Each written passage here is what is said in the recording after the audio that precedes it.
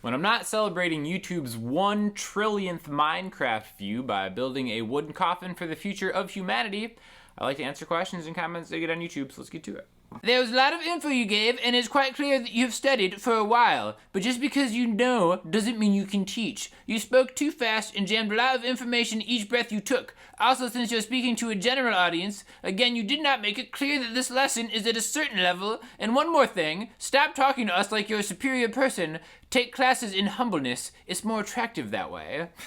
Humbleness 101, guys. Sign me up at the community college for being humble. My degree in being humble. Sorry that I forgot to mention that this lesson is for guitar skill level 1200. Or guitar skill level 47. I just love that, like, speaking to a general audience, saying general audience really means me. You didn't clearly specify that this audience was me, nor tailor it to the exact skill level that I personally am at. Therefore, it doesn't exist for the general public, by which I mean me. What's with the za at the end of many of his words? A different lingo? A weird tick? He's such a weird little dork. Man, weird little dork. That's pretty good. That could be on my my IMDb once I finally make it into one of these Hallmark Christmas movies. You know, maybe I'm setting my sights too high on being the douchey boyfriend that gets dumped at the beginning. Maybe I just need to be a weird little dork in the background. The blonde chick is very conceited and almost is blasphemous. At what line does almost blasphemous become pure blasphemy?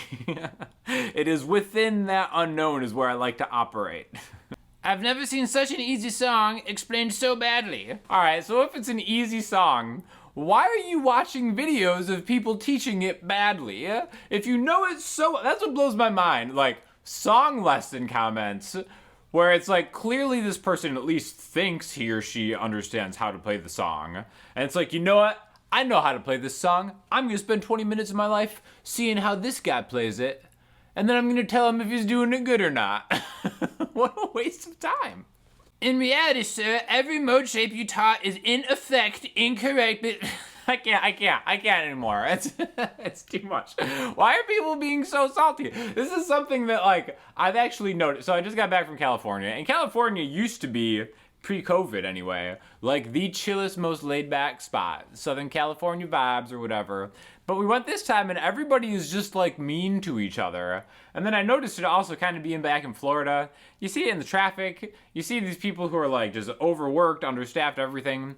Everybody's just so mean. And I guess this is just kind of like, man, maybe like a hidden effect of COVID times, post-COVID, central COVID. Nobody can really agree where we're at, but man, I just wanted to take a couple seconds to talk about the influx of salty comments, because it's funny that, like, the holidays are supposed to be this joyful time where we just get together, play BB boxes and stuff, but it definitely seems like everybody's just kind of at the end of the rope recently. So I don't know. I'm just trying to be a little more thoughtful about cutting people some more slack, cutting yourself some more slack, and just chilling, because come on, guys, we're all in this together. Know what I'm saying? We're all trying to teach the modes in effect incorrectly, not actually incorrectly, but in effect. Learning C Lydian. Well, sure, those are the notes of C Lydian, but in effect, you've taught it incorrectly. You know, is that really harming anybody? Is it so bad to learn the modes just to get them under your fingertips and then learn the intricacies of modal interchange next? It's not too much to ask, is it? Great lesson, thanks. The second part is known as the BB box, right? So I've seen a lot of lessons on the BB box stuff, but I haven't really come across one personally that talks about the music theory behind a BB box, what a BB box is, why it's so fun to say BB box, etc., etc. So we're gonna talk a little bit about it. We're just gonna do some super simple stuff in the people's key, the key of G. We're not even gonna go through all 12 bars. We're just gonna go like a G7 to a C7 to talk about the BB box, why you should know it, and why you should just keep saying BB box, because, you know, take life's pleasures where you can. So I'm gonna start with the G7 to C7 loop, real simple.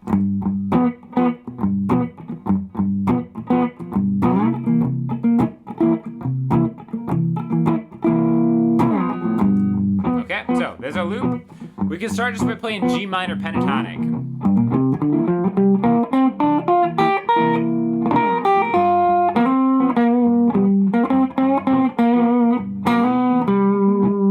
Right, and then you can kind of that little dance between major and minor pentatonic just by adding that 3 to 4.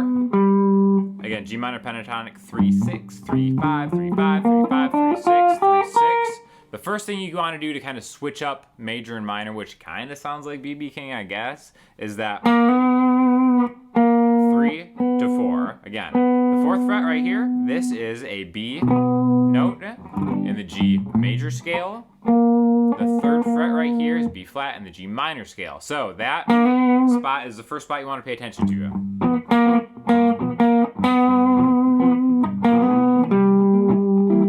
Okay, now what the BB box is actually taking this right here.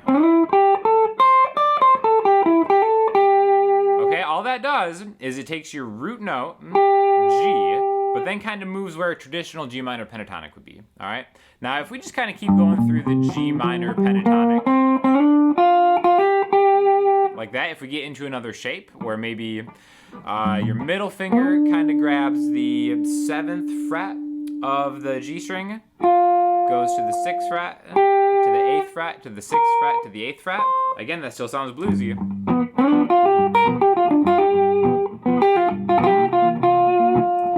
But again, that doesn't sound like BB, right? So if we just take that shape and move it a full step up,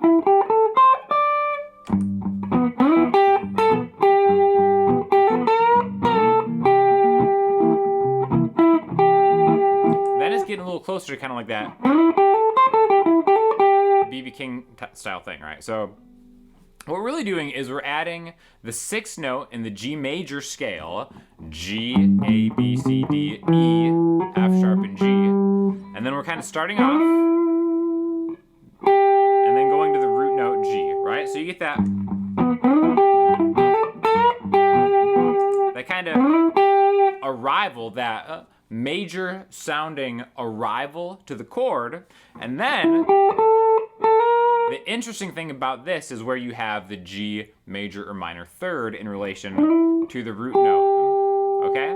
So again, a lot of minor pentatonic bluesy stuff starts root here, get your minor pentatonic on. But something that you should know whether you think of it as a BB box or not or whatever, I can't say BB box without a smile creeping onto my face. BB box. But again, arriving into it and then getting here, right? So we have an E, a G, and an A. Now what's the 3rd note in the key of G? G, A, B. Okay? Bending up to that major 3rd.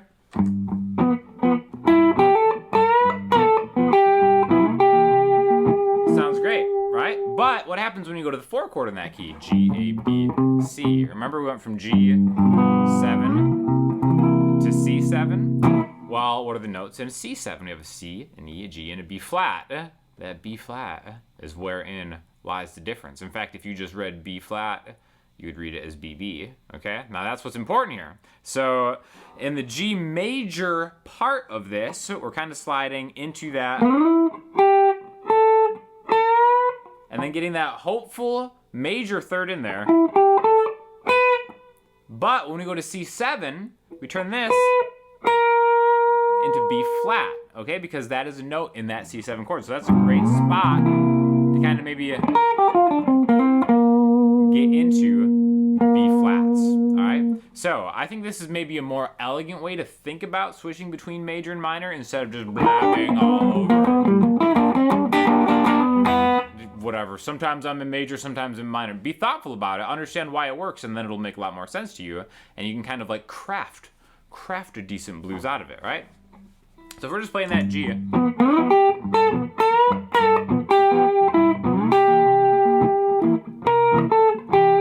right? G major.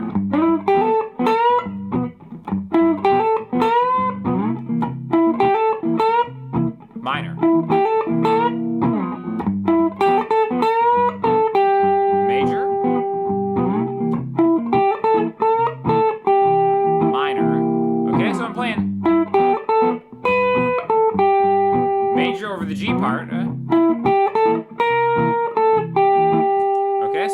difference between G major and G minor. Right?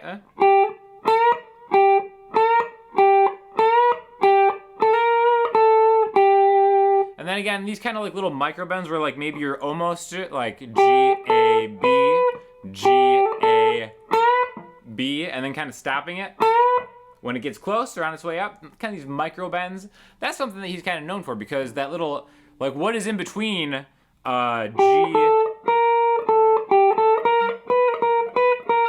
major and minor third, there's a lot of space there.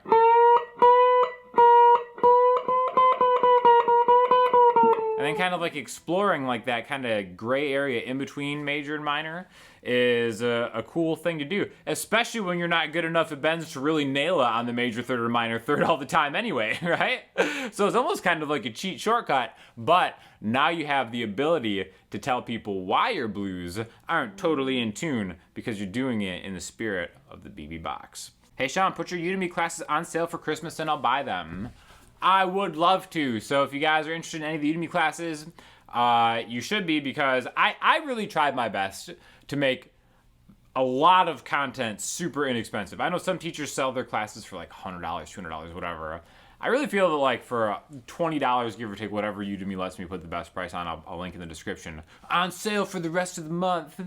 I think it's a lot of content and it's pretty valuable, and I always try to get other instructors who kind of teach from a different perspective alongside with me in those Udemy courses, just because I think it helps, because everybody learns differently. And you know, maybe learning from a weird little dork isn't what you need. Maybe you need like an actual quality professional to help you out.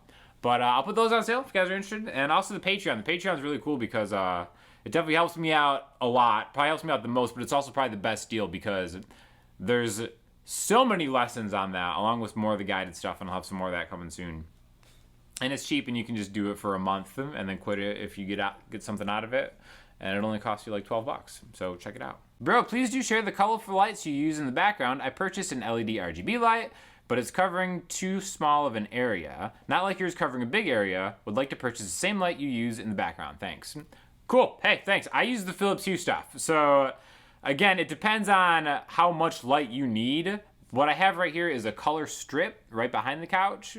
And it's kind of cool because you can use the app or whatever to just start changing everything around. Like if I just wanted to change like the hue of the strip behind me, I could do it right there. But as you can see, there's other lights too, right? So sometimes I'll try to match all of them together. Sometimes I don't, and it's just kind of like ramshackle, whatever goes. But I do have like multiple lights. So there's the hue strip behind me, and then I have two of the LED bar ones that are right next to the couch there. So you can kind of see that little corner pop, that little nice corner pop I got going on. And then another, a fourth light kind of off screen, just kind of like adding to it. The Philips Hue stuff is great. It is pricier, but the control is great. You know what I mean? I'm a fan. I'll link you. I'll put like an Amazon link or something in the description if you want to use the exact same ones I use, because I'm a big fan of them, and it's really they're easy. I haven't experimented with some of the more budget ones. No big deal. just because I like to get into the pro gear as early as I can. But I've seen people get good results with them. I just can't personally say my preference because I've always been on that Philips Hue tip. So thanks for commenting. So for listening homework, I'm going to link you to the Adrienne Lenker song that I actually taught last week, because I just saw her in concert. She was phenomenal. She was awesome. One of my favorite singer-songwriters around on the scene right now. So definitely check that out. Rocking out the D'Angelico Deluxe SS today, by the way, in case you guys are interested. And if you have any questions or comments, hit me up in the comment section, Instagram, Twitter, or the website. I'll talk to you all soon. Thanks a lot.